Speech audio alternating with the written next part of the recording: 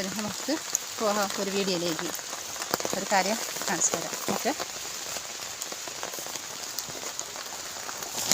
കാടാണ്. ആ കാട്ടിനകത്തൂടെയാണ് പോണത്. ഇത് നമ്മുടെ കാല് കാല് അഴുവുമല്ലോ വെള്ളത്തിലൊക്കെ നിൽക്കുമ്പോഴത്തേക്ക് കാലഴിച്ചിലുണ്ടാവും. നമ്മൾ ഷെഡുകളിലും അധികം ജോലി ചെയ്യുമ്പോഴും വെള്ളം നനവുണ്ടെങ്കിൽ നമ്മളെ കാല് നനവുണ്ടാവും. ആ നനവുള്ള സമയത്ത് നമുക്ക് കാല് അഴുവണം, വിരലിനിടയിൽ അഴുകുന്ന ഒരു ഇതാണ് നമ്മൾ കാണുന്നത്. അപ്പോൾ അതിനെന്താ ചെയ്യേണ്ടത്?